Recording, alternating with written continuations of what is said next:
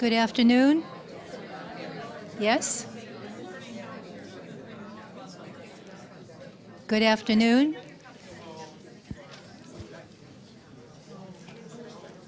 Welcome to our 2 o'clock presentation.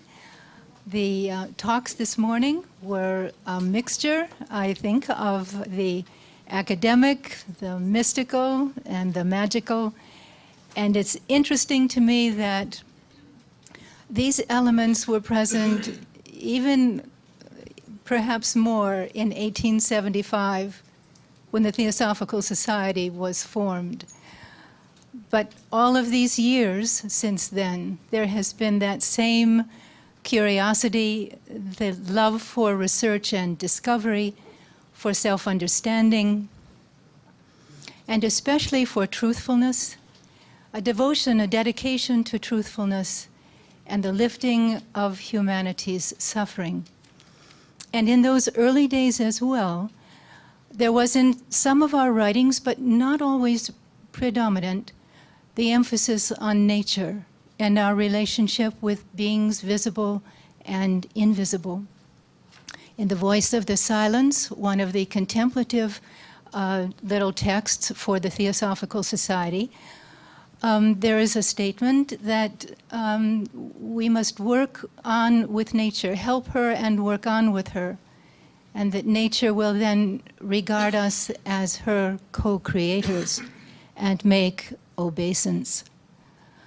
It is the idea there, a mystical idea, that if we work with nature intelligently and with sensitivity, that she will in some way guide us on. Nature as teacher then was fundamental even to the early years of founding the Theosophical Society. Now we have an opportunity in these times together to explore what that might mean. And it's an important, I think, movement forward for the society, a sustainable way of life. Will Tuttle, our next speaker, is an acclaimed visionary, really, writer, educator, pianist, composer, who has authored the #1 Amazon bestseller, The World Peace Diet. He'll be talking about that today. He also has traveled extensively with his life partner, Madeline, teaching in North America and Europe. And in addition, he has been the recipient of the Peace Abbey's Distinguished Award for Courage of Conscience. And I love that. And we need to think about what that might mean, how much resistance there is to what he will speak about. It's not an easy topic, because it involves the nourishing of humanity from the inside out, a kind of nourishing of the soul and spirit. He also has received another award called the Empty Cages Award, also something for us to ponder. In addition, he has taught at the college level over 20 courses on mythology, philosophy, comparative religion, and creativity.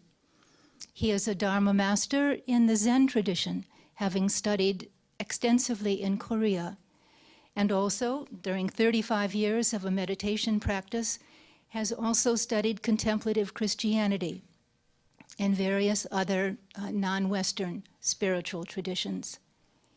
He is dedicated to the awakening of humanity through spiritual education and through the sharing of his wonderful original music, his piano work, so that we can all wake up to the deeper side of what it means to be human and our relationship with nature as teacher. There will be a book signing in the auditorium gallery after his presentation. I wanted to say just a few words about the World Peace Diet. I know he'll talk about each of the books that he will have out there. The World Peace Diet is extraordinary.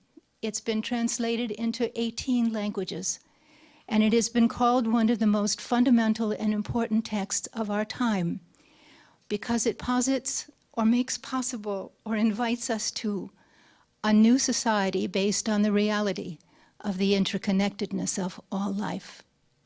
Please join me in welcoming Dr. Will Tuttle. Beautiful. Thank you. Thank you. All right. Thank you so much, Maria. Thank you all for joining us. And I'd love to just give a big hand to Nancy, Grace, and the team for just creating this beautiful gathering in this conference. So thank you, everyone. Thank you. All right. So, yes. It's really an honor to be presenting, at least for me, at the Theosophical headquarters here of the American section, and to talk about the subject of the World Peace Diet and the consequences of our food choices and the consequences of our way we live.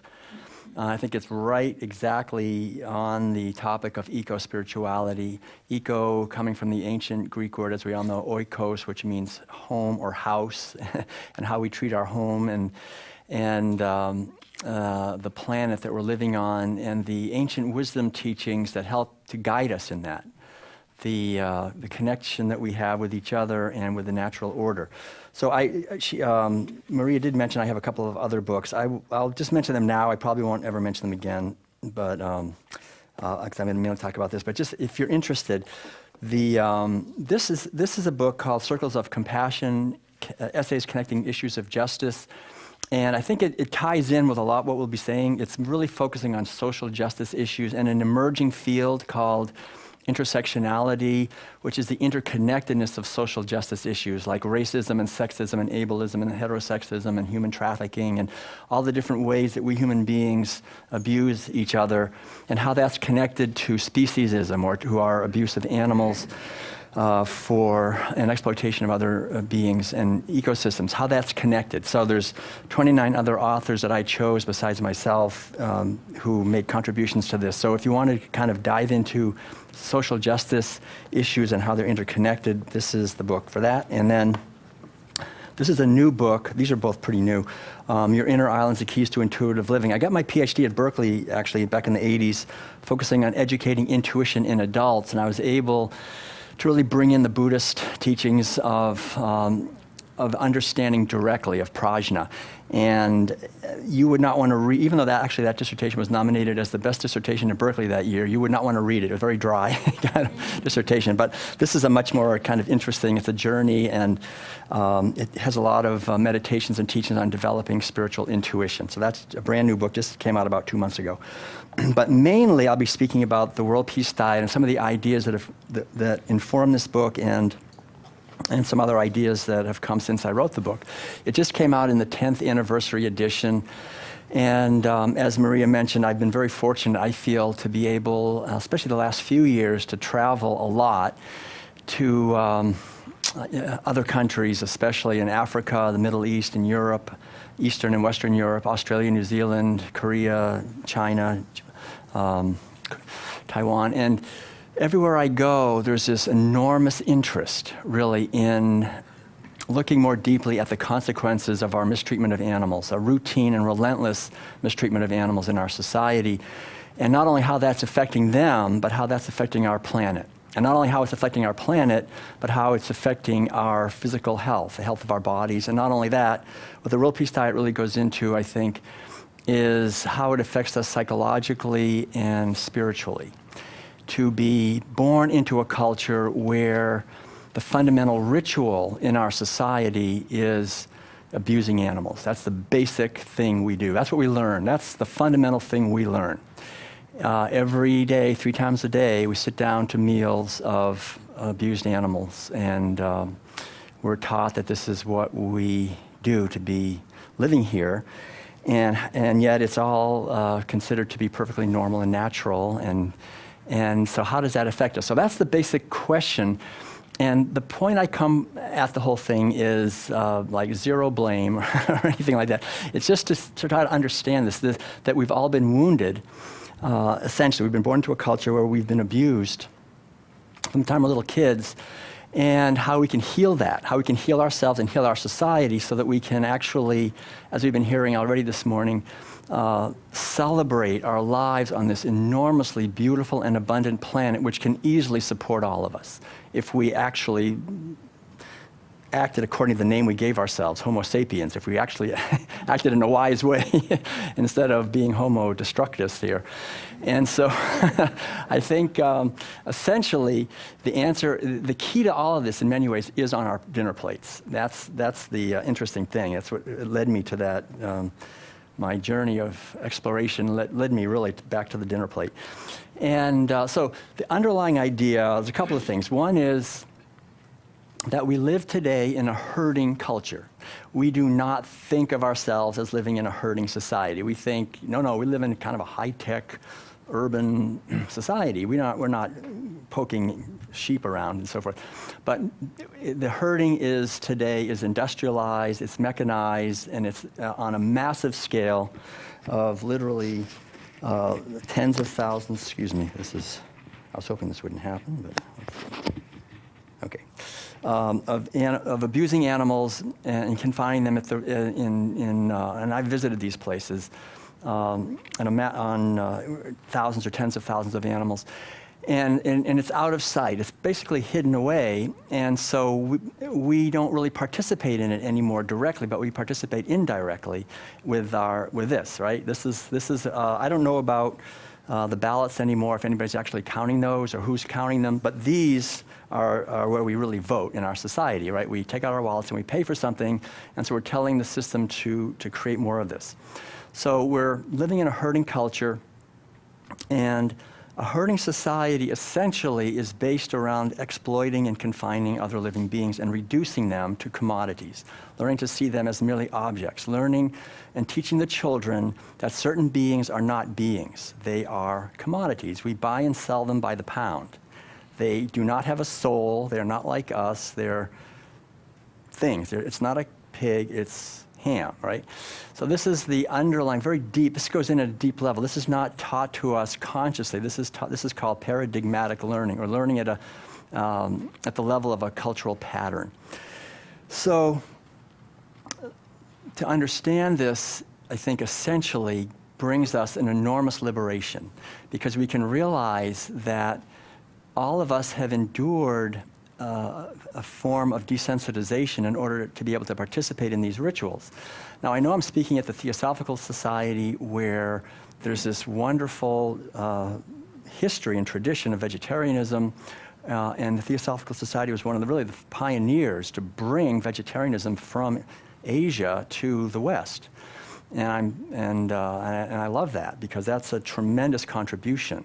I mean, enormous contribution, I think, to our world. And I think the whole idea essentially is to connect with the teaching of ahimsa, which is nonviolence. That's what we're really talking about, essentially, to not harm other living beings. So maybe I'll just tell my own story briefly to kind of lead into the main principles that I want to discuss.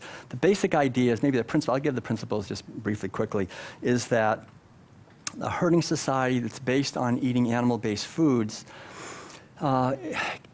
contributes to harming health in a variety of ways. There's what I refer to as the 5 levels of health. First of all, when we think of health, we think of our physical health, right? How healthy we are physically. Okay, that's one level. There's also environmental health or ecological health. And we cannot really have very radiant, wonderful physical health if our environment is polluted and the air and water and so forth are polluted. Then that's going to affect us. So there's environmental health that's very important. A third type of health is cultural health, which is essentially the importance of living in a healthy society. That it's not a good idea to be living in there's this great saying, I love this saying by Krishnamurti. He said, it's not a good idea to be well-adjusted to a profoundly sick society. And I think, we're pointing at the idea that, when we're living in a society, there's very powerful forces that mold us to be like that society, no matter what. And even if we read all the the ascended masters, Katumi and Mori and everything else, we still, we're living in a society, and they're very powerful forces that are continually impinging on us. We're bombarded with messages from this society, and they affect us. So having a healthy society is critical. And then those are the three outer types of health, but then there's also psychological health and spiritual health, or ethical health. And the basic idea I think we have to understand is that animal agriculture, herding animals, owning them and confining them and eating them and using them for products, is devastating to all 5 levels. It's devastating to all 5 levels. But we're raised in a society where we're taught that this is what made this country great. This is how the West was won. This is the myth, right? Talk about myths. This is the myth. This is why we have a great military and whatever it is. So the whole idea is to basically begin to question the official stories. The Buddhists call that leaving home. Leaving home doesn't necessarily mean you have to leave home and bye everybody, I'm out of here. Leaving home means simply questioning the internalized narratives that we have all been subject to, and try to replace it with our intuition, with our own inner knowing, our own inner wisdom. That's leaving home.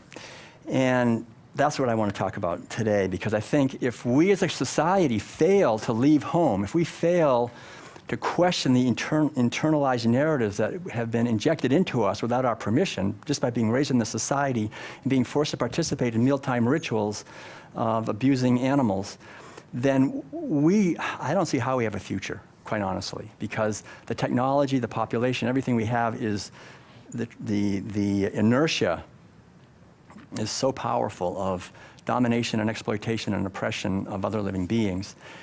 And so but the beautiful thing is I think there is what I refer to as the resurrection of the sacred feminine dimension of consciousness, which is rising in us to question the violence and abuse and exploitation that are in the very fabric of our society, to literally billions of animals every day who experience this directly, and to question that, and then not just question it intellectually, but to actually change the way we're voting, change the way we're living, change the way the choices we're making, so that our lives are in alignment with our values. And that's a critical thing, because I think it's very easy in our society to live our lives not in alignment with our values. And I think that disempowers us. We can have all kinds of wonderful theories about everything, but how are we living our life? How are we living? How does it affect other living beings?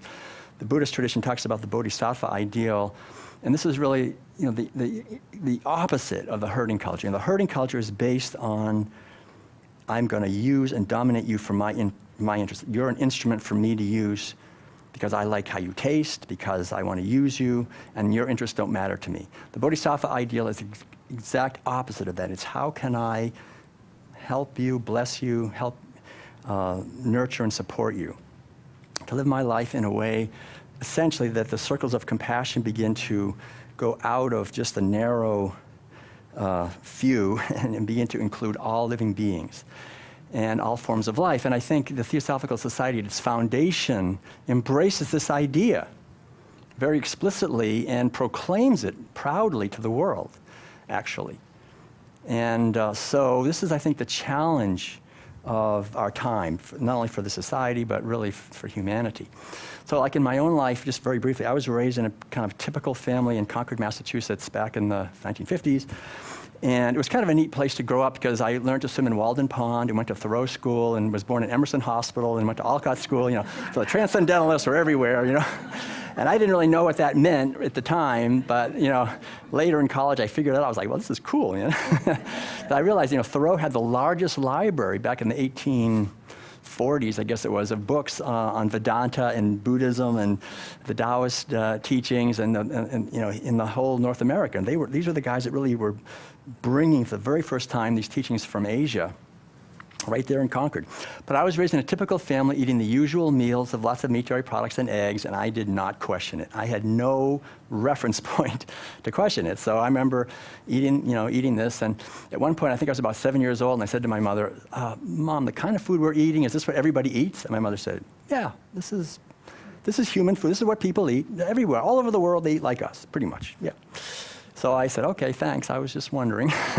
And then she came back a few minutes later and she said, well, that's not completely true. There are vegetarians. That was a big word I never heard before. And I said, well, what's a vegetarian? She said, don't worry, you'll never meet one. Don't worry about it. She said, I'm a lot older than you are. I never met one. And then she said, I don't know where they get their protein. And I thought, oh, they don't have enough protein. They're probably dragging themselves around, like, help, I need some protein. I'm a vegetarian, help me. So the thing was, my mother was totally right. That was the end of it. I never heard the word again. And I went on my life and eating lots of usual things. And I do remember, I won't go into it in detail, but I do remember when I was about 13, I went away to a summer camp in Vermont. And I went there for several years in the summer when I was in my early teens, 13 years, 14 years old, something like that. And it was affiliated with this wonderful little organic dairy, right? This little organic dairy where nothing bad could ever happen to anyone. But I remember learning at this little dairy, this little farm, it was nestled in the Green Mountains of Vermont and so forth, where to catch a chicken, I remember catching my chicken, I learned how to hold her down, hold her with one hand, have my axe, cut her head off, put her through the scalding tank, and we ate our chickens, right? And so for me as a 13-year-old kid, I didn't enjoy doing it, but it was no problem. Because at that point, see, one of the things I've realized in my research later was that anthropologists understand that the most powerful ritual in any society are meals. When people get together and eat food together, this is the fundamental, most powerful, important way that any culture transmits its values from generation to generation. The underlying stories about our relationship with animals, with nature, with each other, with God and the cosmos, all that primarily comes through meals. So there I was, 13 years old. I knew when I killed the chicken that I was doing what God wanted me to do, what Jesus wanted me to do, that they don't have a soul, that we're infinitely superior to them. If you don't eat them, you'll definitely die within 24 hours of a protein deficiency. This is just the way it's set up. It's just, certain animals are here for us to eat. Other animals, we can pet them. Other animals, you stab them. That's just how it is. That's what God wants, right? This is how it is. This is the way of the universe. This is the way everybody wants it. And so I didn't question it. And I remember a little later, there was a dairy cow, right? And they only had a few cows there, but she wasn't giving enough milk anymore. And so on any dairy, I understand it very well now because I've been studying this for years, but even though cows would normally live about 25 years, on any dairy, organic or not, when they reach 5 years old, it's over because their production declines and there's always more calves than they know what to do with. So we put a gun to her head, just right there in the barn, and we just took 3 pulls of the trigger 3 times to kill her. And it was shocking to see her go down and just to see the sheer volume of urine, feces, and blood and everything that just came gushing out of this body of this animal. They're 2,000 pounds. I mean, it's just convulsing on the floor in front of me there. But I never thought for a second we weren't not doing the right thing. It was messy and I didn't like it, but I knew if you couldn't get milk from them, you got to get meat from them. That's their purpose. Their purpose is to serve us. They don't have a purpose. They have no purpose except to give us milk and give us meat and give us something. And I remember actually the following year, we didn't want to do it in the barn, to kill the cow in the barn because it made such a mess on the floor of the barn. So I remember trying to take this cow to this grassy knoll, a little way we're going to do it there. And these animals, she knew she didn't want to go. And so we had like 30 kids on this rope pulling her. Come on, let's go, come on. We couldn't pull her. I mean, cows are strong. So finally, the dairyman said, all right. And he got a chain, put it around her neck, put it on the back of a pickup truck, and just started pulling her. So she's getting pulled along like this. And I was riding in the back of the pickup truck. And I remember we got almost up there, and she broke the chain. And the chain snapped, the pickup truck lurched forward, everybody fell down. I remember I got up and I looked back and I could see this cow looking up at us and this chain hanging from her neck. And she wasn't saying anything, obviously, but I could hear exactly what she was saying. She was saying what I would be saying, which is, please, I don't want to be killed. And I don't remember what happened. I know we did eat that cow and so forth. And but I never had anywhere to file that except that this is how it's supposed to be.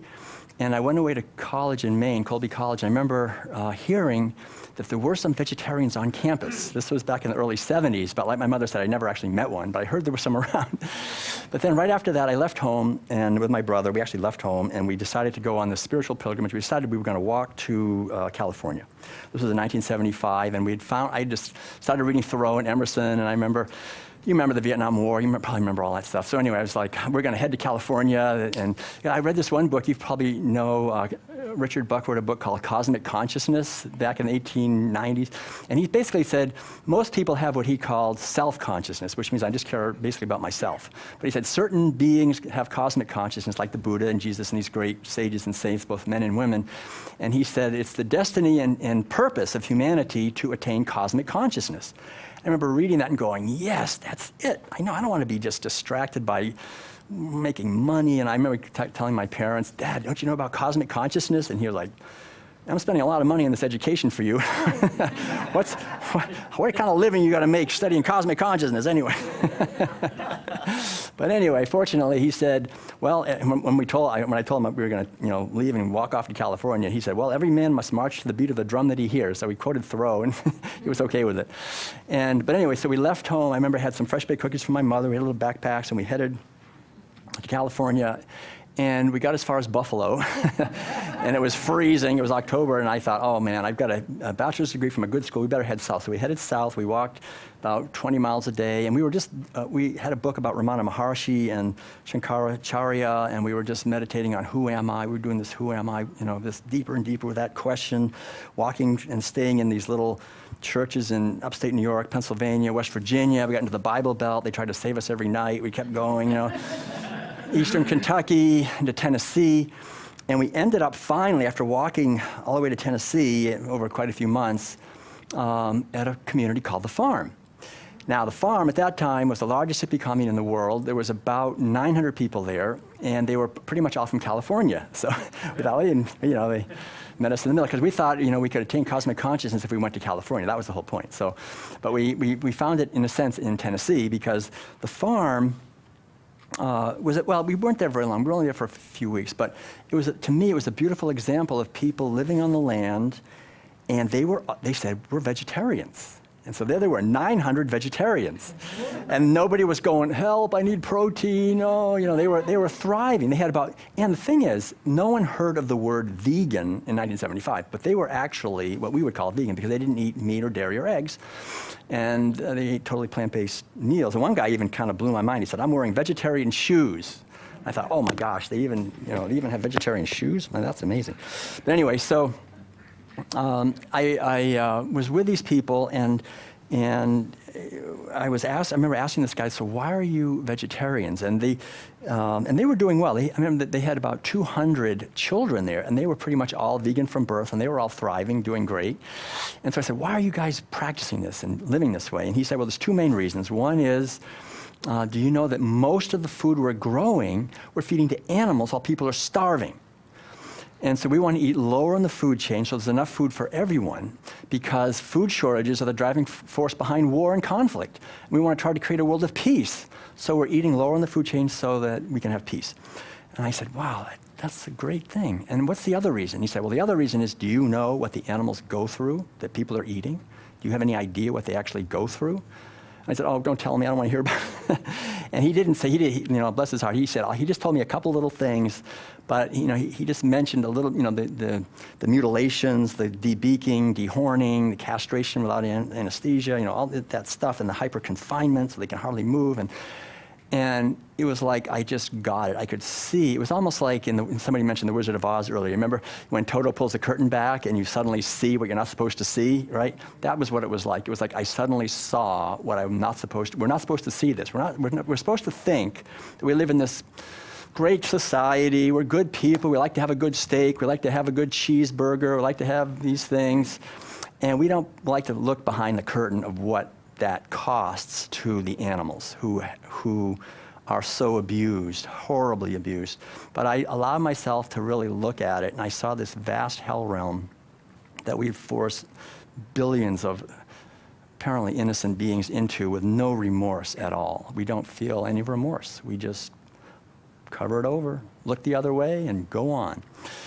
It's not that we're bad, evil people. It's just like we're too busy to think about that, right? We're just, this is the way it's always been. So, but for me, it was a beautiful moment because I had this living example of 900 people who were, and I was eating with them every day, breakfast, lunch, and dinner, meals of vegetables and grains and beans and so forth. So that was it. From that day in 1975, when I talked to that guy, I have never eaten meat. And that's, I don't know how long that's over 40 years ago. And I continued on with my brother. We ended up eventually at a Zen center in Alabama, if you believe that. and actually through that, I met a Zen teacher and went to study in San Francisco. Eventually went to San Francisco and studied at a Tibetan Buddhist center where I had the opportunity actually to meet the Dalai Lama and translate a book and present it to him from Tibetan into English and get the Bodhisattva vow with him personally, actually. And then study with a Zen teacher who was also a theosophist, Donald Gilbert, and in Oakland, and so I became a theosophist way back in 1976, I think it was.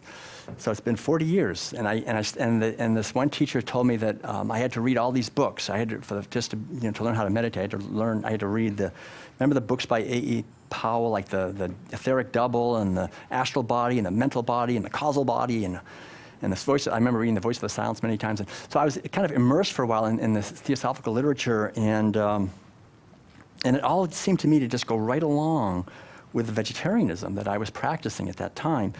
And the reality of our thoughts and the reality, there's so much more to this world than the physical world. And eventually I decided to shave my head and become a Zen monk. So actually, right before that though, I did more research into the abuse of hens and cows for dairy and egg production, so I became a vegan, actually what they call a vegan, back in 1980. So now it's getting up toward 40 years. And then I shaved my head, became a Zen monk, and I was living in South Korea in a Zen monastery called Sangwon-sa. And we were meditating basically every day from 3 o'clock in the morning till 9 o'clock at night. It was just sitting, and so I was doing literally thousands of hours of sitting and in silence. And to me, it was two things really stand out about that experience. One was that it was an opportunity to really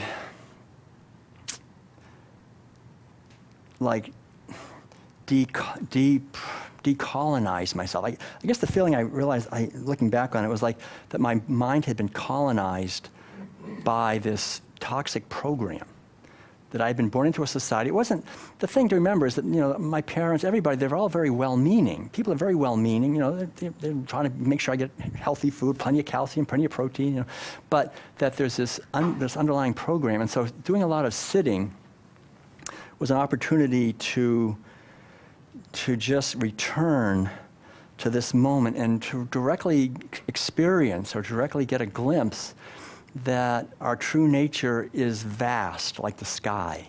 It's totally free. Our true nature is free and unencumbered and eternal, and that somehow I incarnate through this vehicle, and I'm brought right into a society of competition, of exploitation, of domination of the feminine. And what does that do, actually? I mean, how does that just shut us down? It's a being whose true nature is just shut down that way. And so I began to see also that this community that I was living in, Sangwon-sa, had been practicing what we would call veganism for 800 years. There was no meat, no dairy, no eggs, no wool, no silk, no leather, even mosquitoes. You couldn't just go killing a mosquito. That would be totally verboten. You'd have to kind of put them outside or something.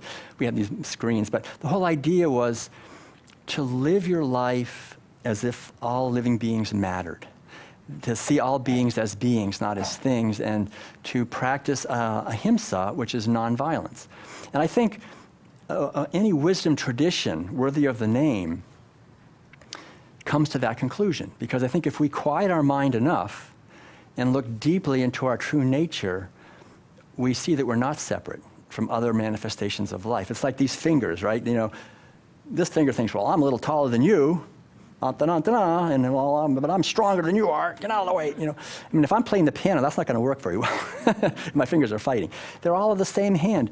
It's like us. You know, we're all manifestations of the same life, and the animals also are expressions of life. And when my vision has been hijacked to see beings as instruments, then I can participate in systems of violence and oppression and not really question it, because that's what everybody does. So I realized, being in this community where they've been practicing this other way of living for hundreds of years, that actually the ancient wisdom traditions on this planet are vibrant and alive. I've been flying the last year or so 3 times to China, and my flight's been paid for by the Buddhist monasteries in China, because they remember this truth. They love it when I come to China and tell people, the Chinese people who are forgotten because of the Western McDonald's and Burger King and Kentucky Fried Chicken are like taking over China. But the Buddhists and Taoists and the ancient, some of these temples I speak at, we get hundreds, they get sometimes as many as 1,000 people to come and hear me speak about the fact that the ancient wisdom tradition in China and in Asia, this is really the fundamental teaching, was of compassion and respect and kindness for other expressions of life. We do not have any spiritual wisdom if we look at other beings as our instruments to use.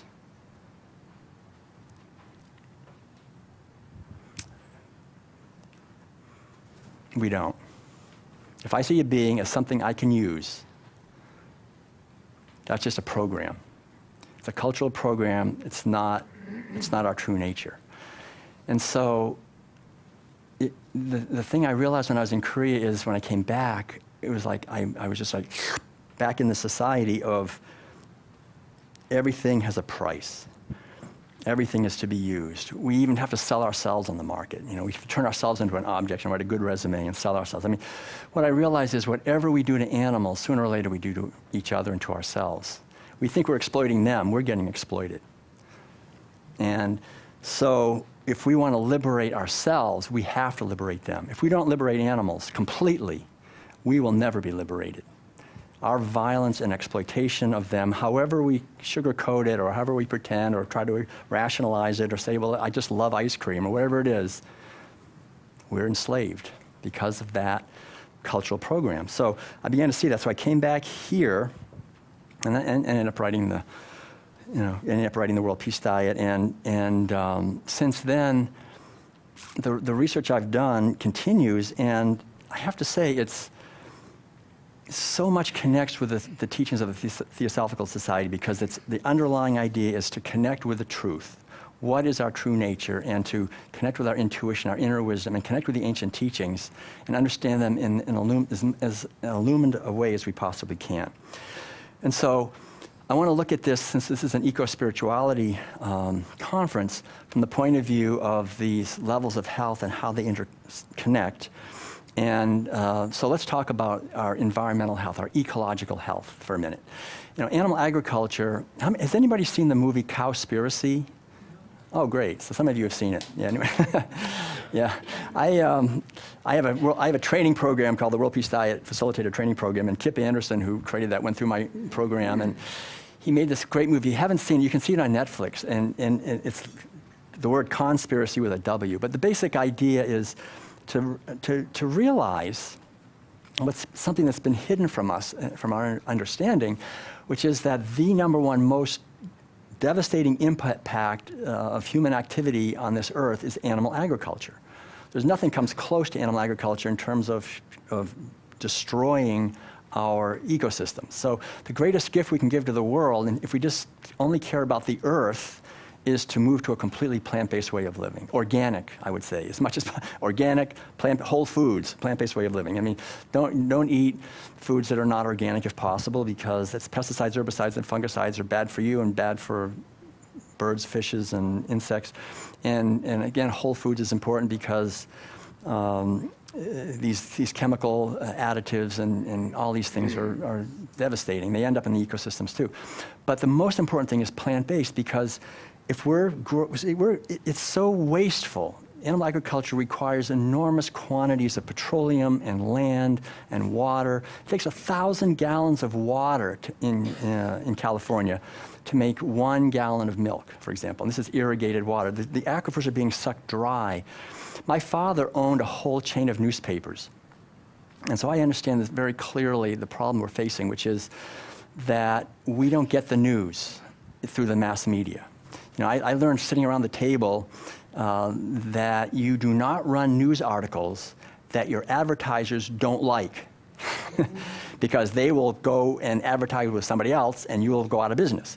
So I see very clearly that when we turn on the TV or read the newspaper, you know, the mass media is basically the voice of corporations and financial institutions that do not have our interests at heart. They have their corporate interests at heart. And so we are not told the truth of animal agriculture, because the biggest advertisers are the fast food industries, pharmaceutical industries, these industries that make billions of dollars off sick people and off of destroyed ecosystems. Animal agriculture, like right now, we're cutting down, by conservative estimate, about 1 acre per second of rainforest.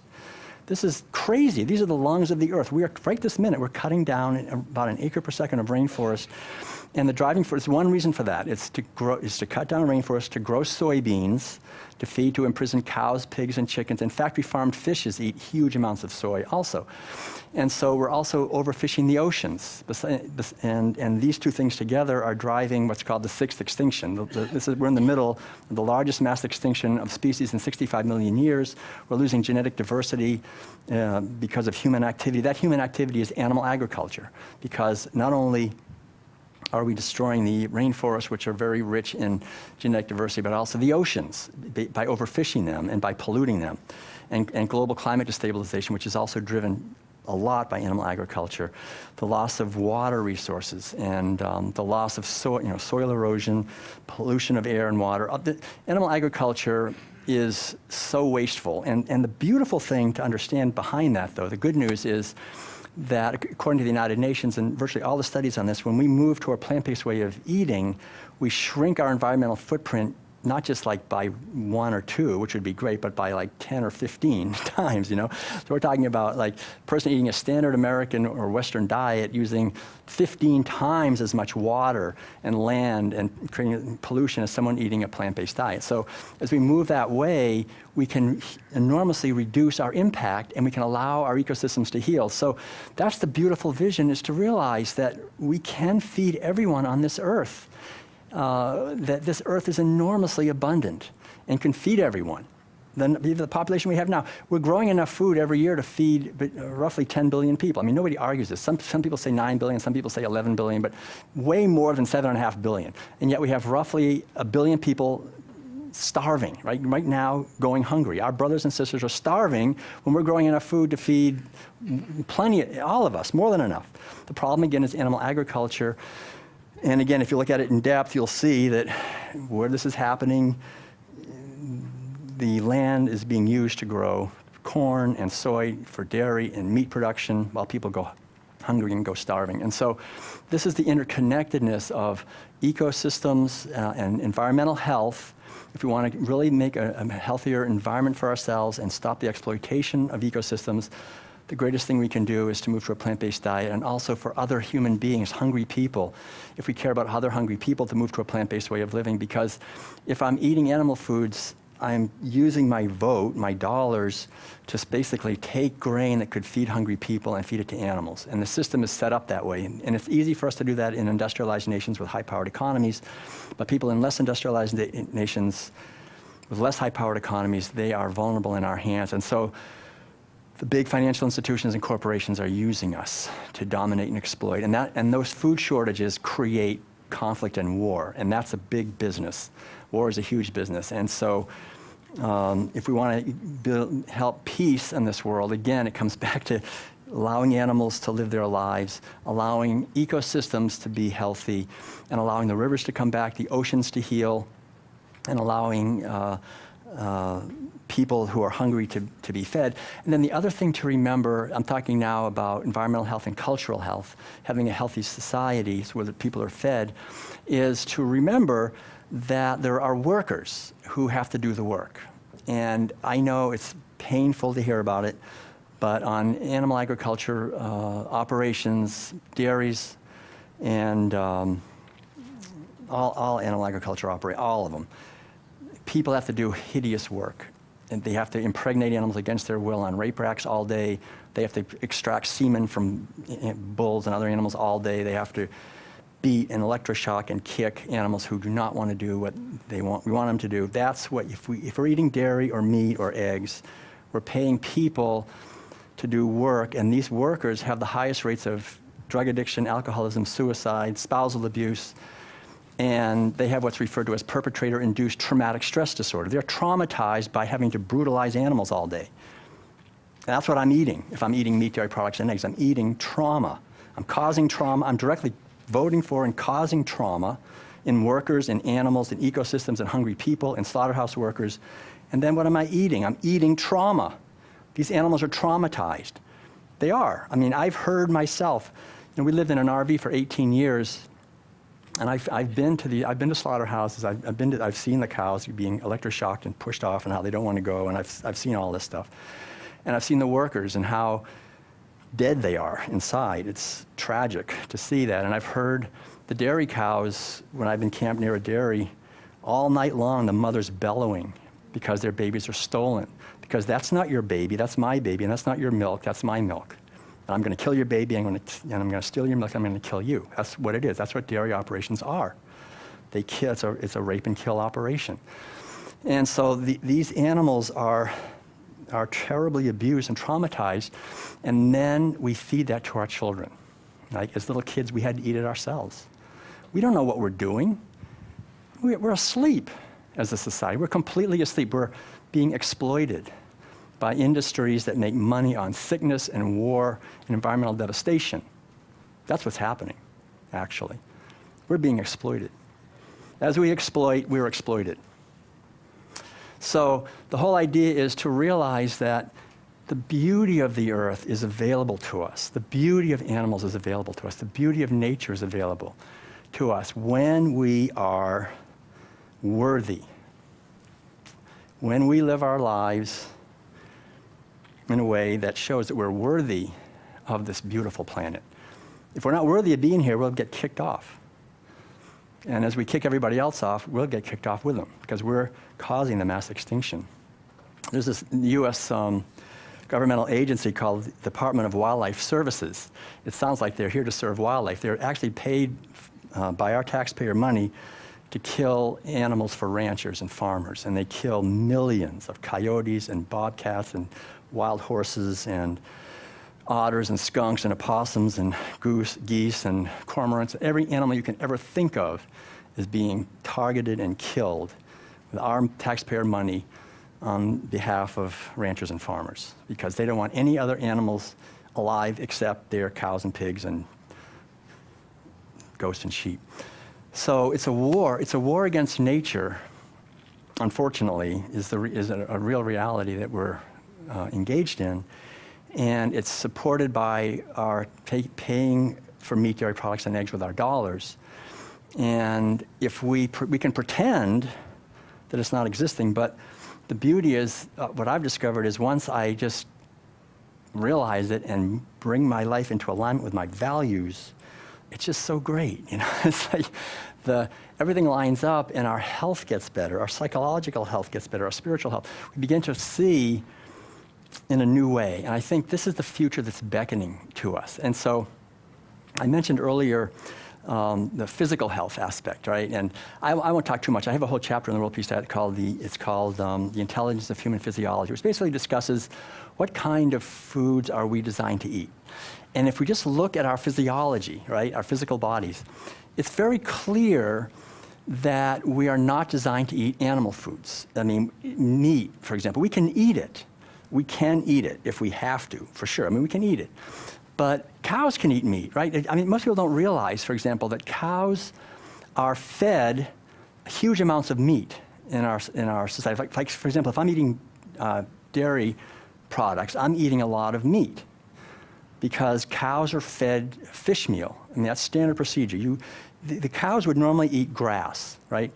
But dairy operators and beef operators, they don't want to feed grass because grass, you don't give a lot of milk and you don't get very fat. So they enrich the feed with grain, corn and soy, wheat and oats, alfalfa.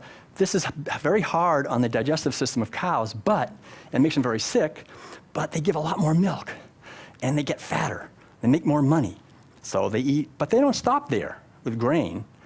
They enrich it with meat. So cows on dairy operations and on beef operations are eating fish meal. They're eating the rendered offal and flesh from cows, other cows actually, until mad cow disease. You're not supposed to do that anymore. But pigs, chickens, turkeys, dogs and cats that are euthanized, cows are eating all that. Cows are eating all that and making their milk from all that. And making their, and so, and you got to remember, this all concentrates toxins. I mean, all the toxins that we create, all the heavy metals, PCBs, dioxins, pesticide, herbicide, fungicide runoff, all that ends up in the water. It ends up in the oceans. It ends up concentrating in fish, especially. Fish are then fed to cows. Cows eat all that fish. Cows eat more fish than people do in the United States, according to some research. They eat a lot of fish.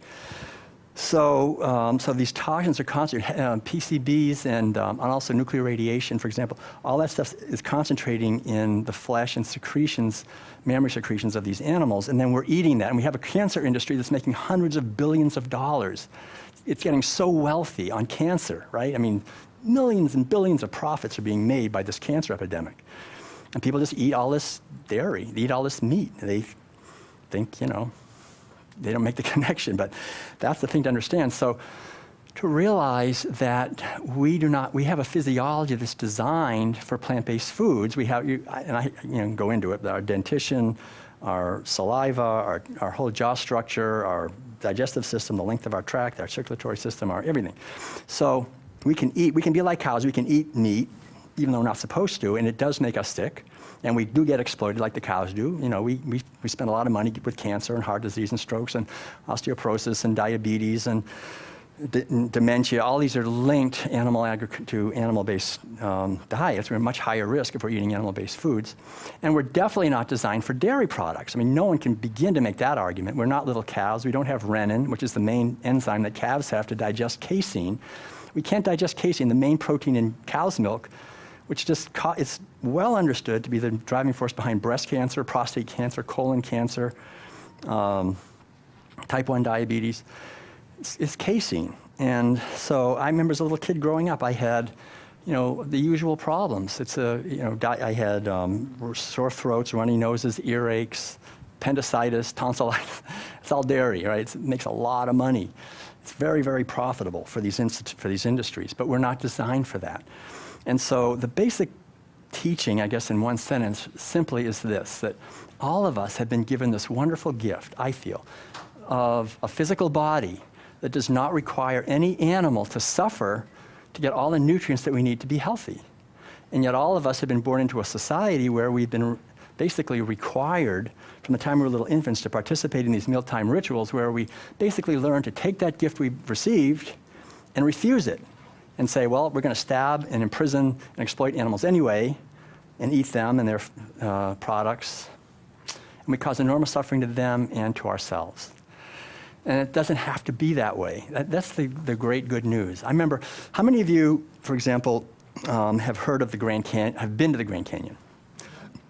Yes, good. So we were there. I mean, I'm in my mid-60s, so I was there a few years ago.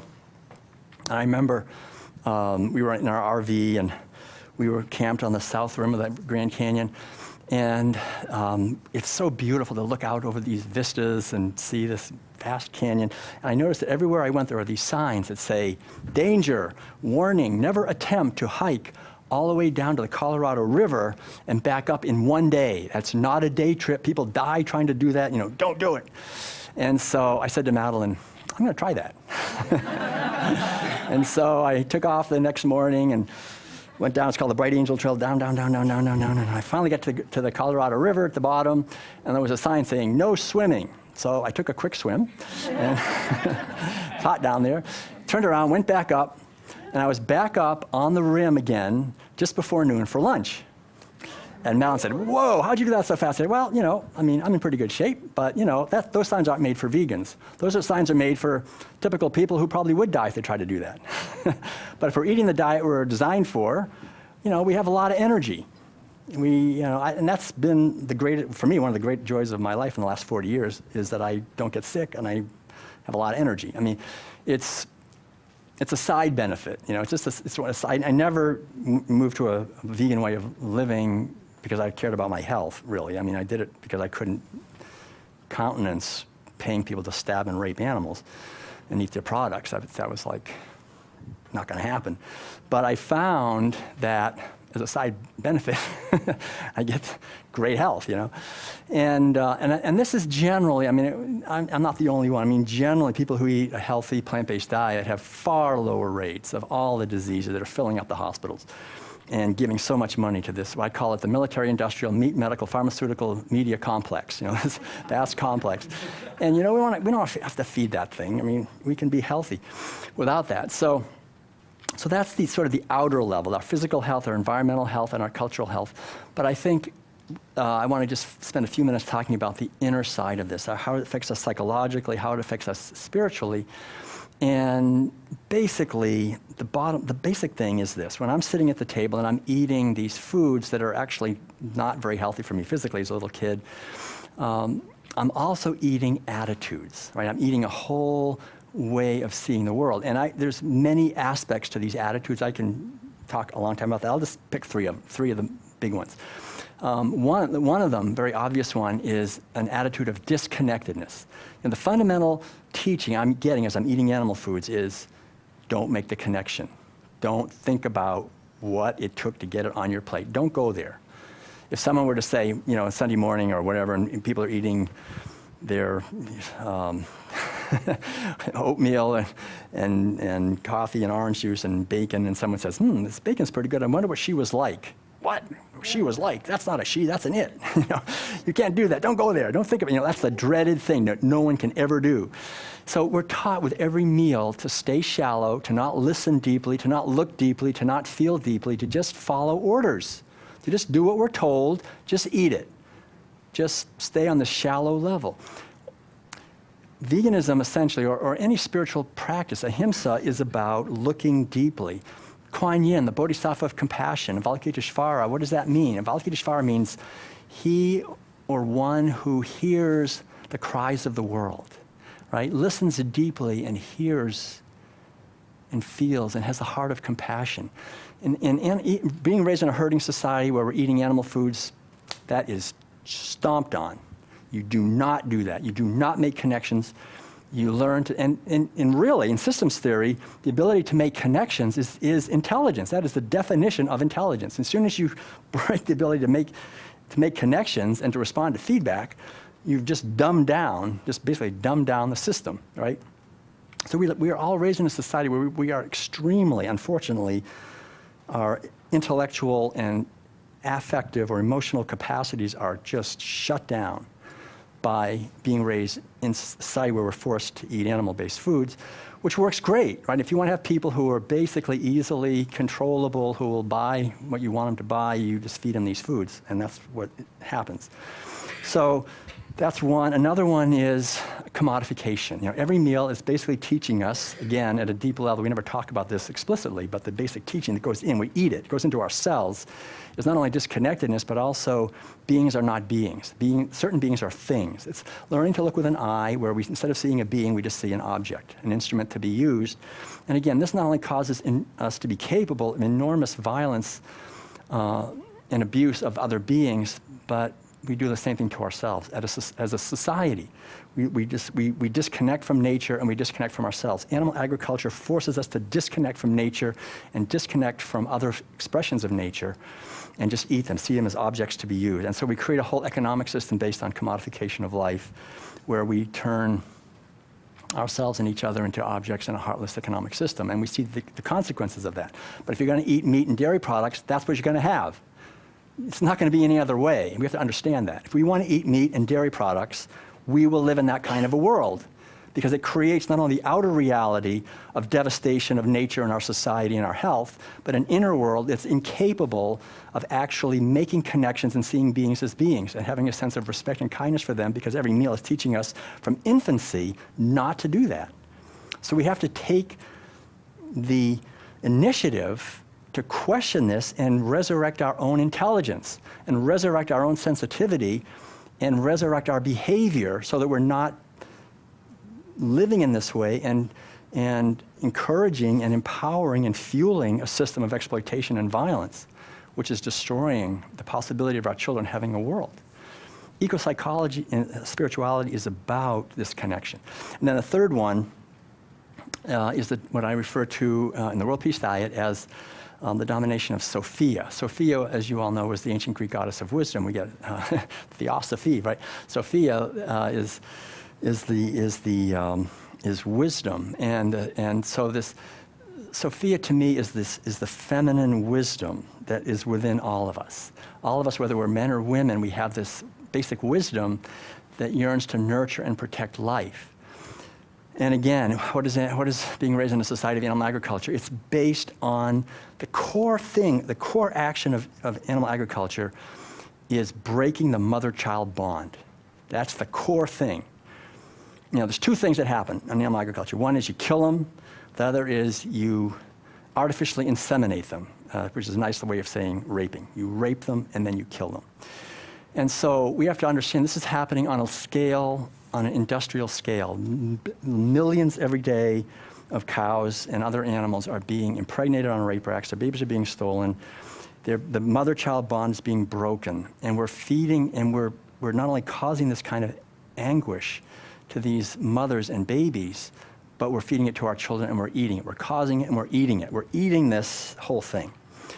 And so this not only causes enormous suffering for these animals who are powerless in our hands, whose purposes we steal, who we reduce to mere machines, but it rebounds to us, and we find that we have conflict. We have, you know, it's ironic. For example, the pharmaceutical industry, they make profits from three areas. I don't know if you know the three main areas the pharmaceutical industry makes all its money. I'll just tell you, because one is huge profits are made from selling pharmaceutical products to animal agriculture, right?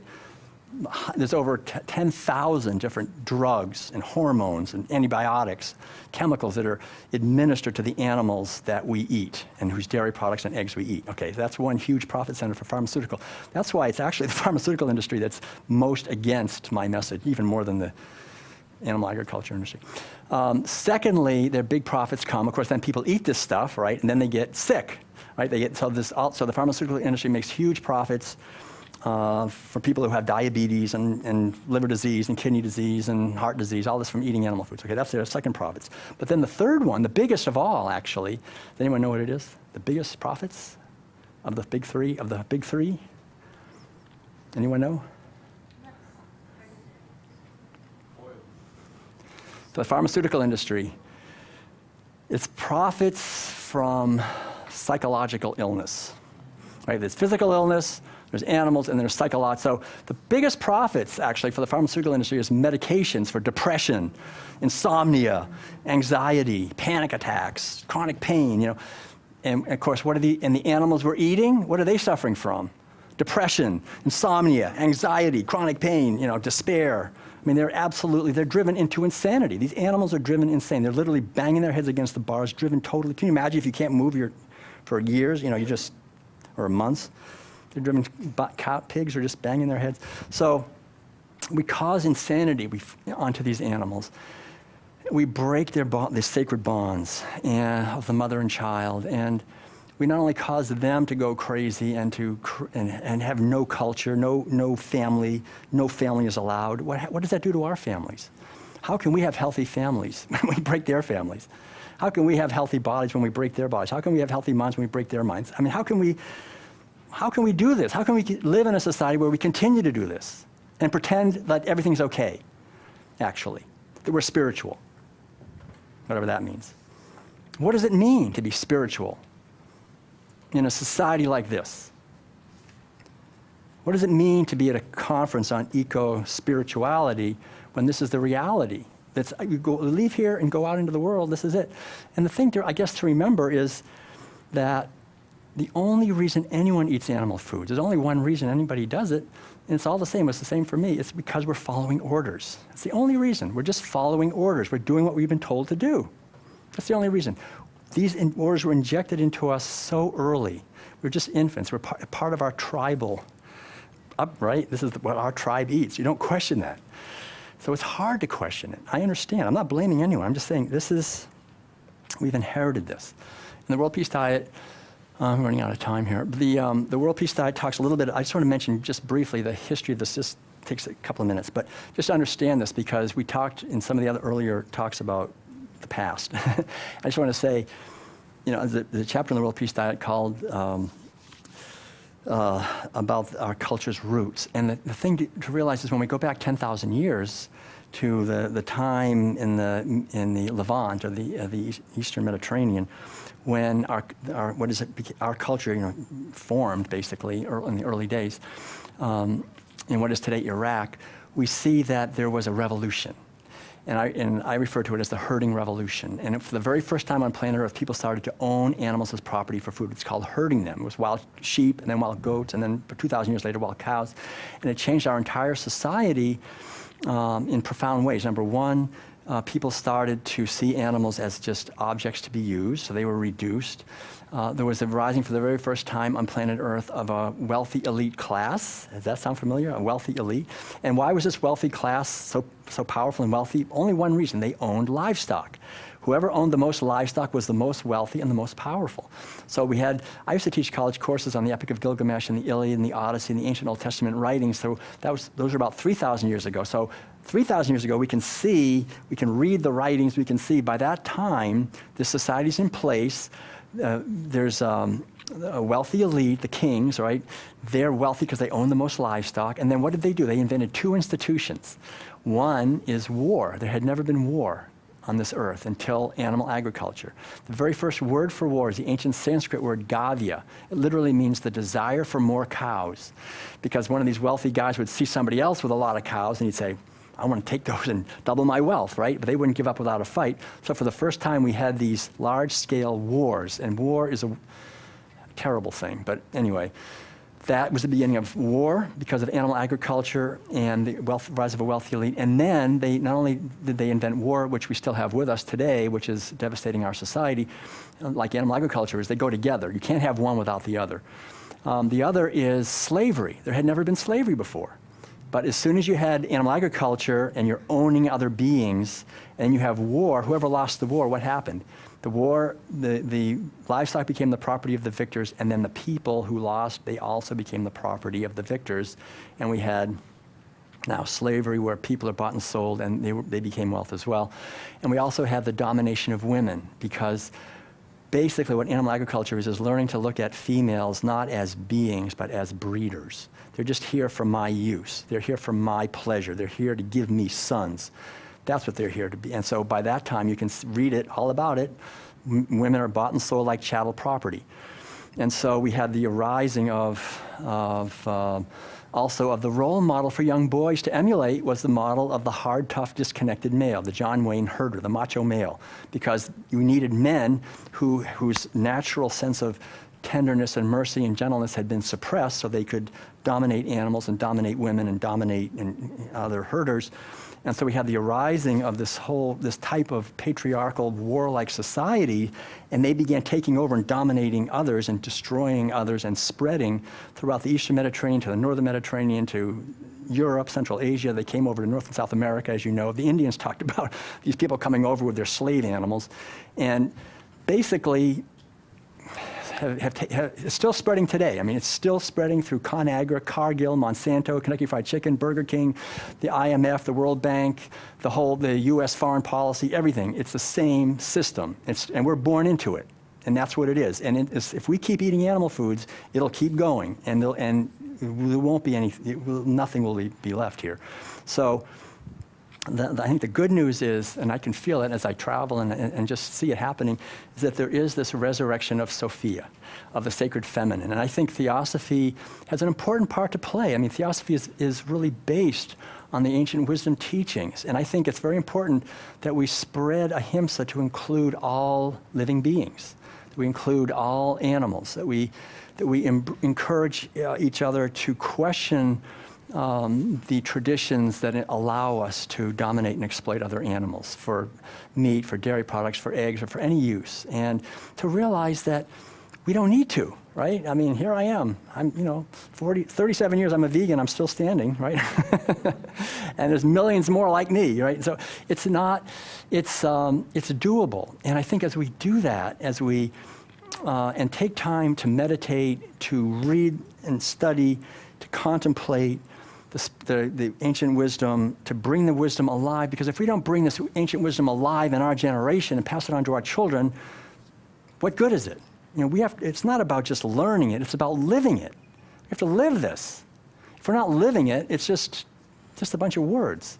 So to live this and how we live it, how is our life from the point of view of cows, pigs, chickens, and foxes and turkeys and ducks and hungry people and slaughterhouse workers and future generations and ecosystems, this whole interconnected mandala of life.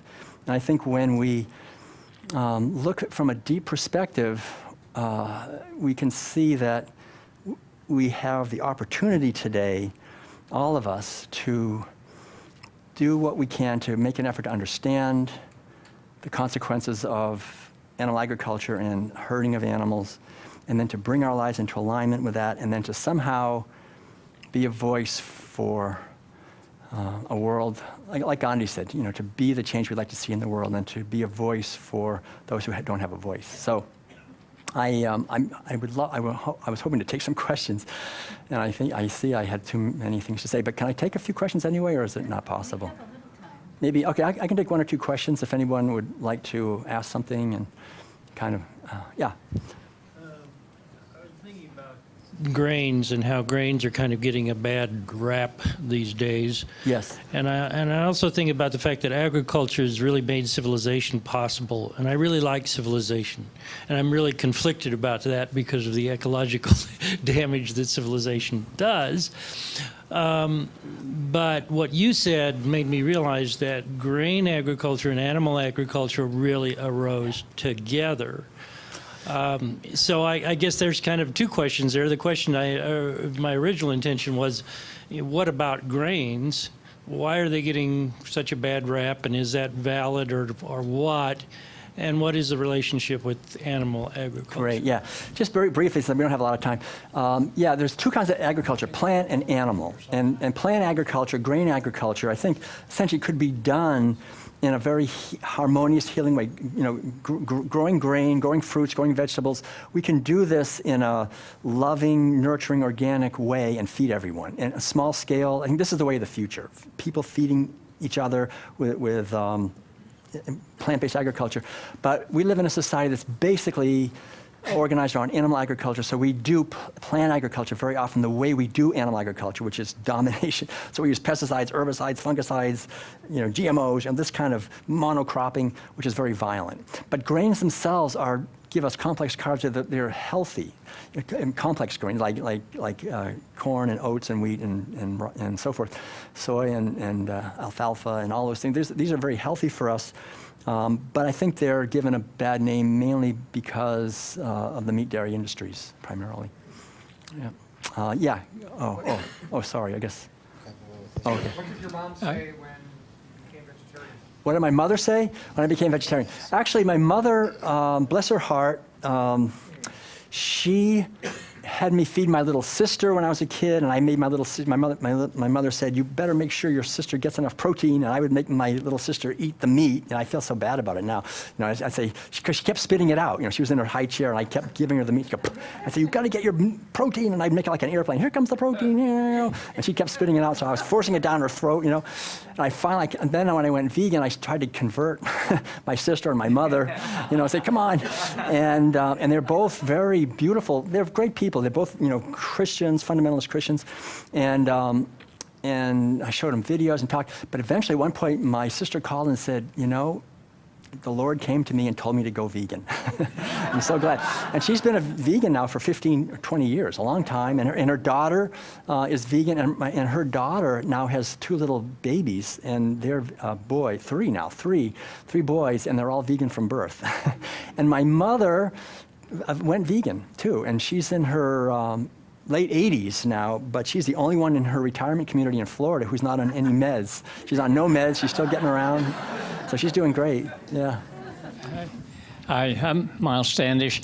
I'd like to point out that essentially all of your lecture we have documented and a flyer down here on the second floor, and I've been involved with this for several years, but from the aspect of your health and for the sustainability and for compassion, they're all documented. A China study book, a Cowspiracy documentary, What the Health, another one on health. And so if anybody has any doubt about it, we've got the documentation for it. Great. That's good. Good to hear. Thank you. Thank you. Okay, we have time for maybe one more, I guess. Yeah. Thanks. Your message about the rape and murder culture is very powerful. And then you also made a statement about how spiritual we are if we participate in that by eating animal products. I was wondering, so if you decide that you're going to start to extract yourself from that culture by going vegan, however, maybe you work in a global corporation that supports various trucking industries, animal agricultural, and you're enabling that. Does your spirituality grow because you've personally made that decision, but haven't been able to extract yourself from how you earn a living, or what you've been trained to do to earn your living? Yeah, that's a great question. Yeah, because our life is a whole system. I think, quite honestly, what I'm talking about with this talk for me is a journey. And it's not about somebody being right and somebody being wrong. It's like we're all wounded. We're all in the process of healing. We're all living in a society that gives us a lot of difficult situations to deal with. We have to make money. We have to deal with social situations. It's not about judging, blaming, shaming anyone. It's just understanding our society, and then each of us accepting where we are in our journey, and then making our steps as best we can. So in your case, I would just say, whatever you can change that you feel would help bring more healing to the world and to yourself. Like you have control over your meals, right? What you're paying for, and so you move to a more plant-based way of buying and eating, and then you can look at your job. And if I'm working in an industry that I feel is not in alignment with my values, okay, then work with that. I think. It's important to do all these things, because I think if I'm working in a job where I feel that I'm contributing to the problem, it's not as great of a feeling as if I'm working a job where I'm just doing something I love and I feel like I'm contributing, I'm living my purpose, my passion. It's all lined up, So it's a challenge, but each one of us has the opportunity, and we can support each other in doing that. I think, that's why I have this training, the World Peace Diet training.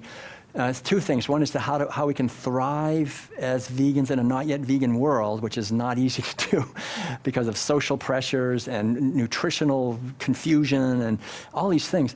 But then the other part is how we can be effective as advocates, how we can bring this message. Because from my point of view, the best way to bring this message to the world is by our own example. To be loving and kind and caring and respectful of others. If we're living that way, then our message will be spread that way. It's not about changing other people. I can't change anybody. How many people can I change? One. I change myself. So if I can make myself more of an expression of love and respect, that's the key. So as you do that, and then as you see how that can play out in your life as an ongoing journey, then your life will be, I think, well lived. And to remember that this life is short. We only have a few years here. Maybe we get 10 decades if we're lucky, 11. If you eat a lot of sprouts, maybe you get 11 decades, But we only get a few decades. It goes by very quickly. So to use each day to be grateful for every day is another opportunity to make another step in my journey, to move more to the reality of the truth that I am and to allow that to radiate into the world and to discover that. That's it. You know, each one of us can do that the best we can, and as we do that, we encourage others to do the best they can. Yeah. Okay. All right. Thank you. Thank you. Thank you very much. Thank you. All right. Thank you. Remember that the book signing is 3:15 to 3:45, and at 4, we come back for Robin. Oh, good. So we have a little time. I'm happy to sign copies of books and answer any personal questions you have or anything else right over here. Thanks.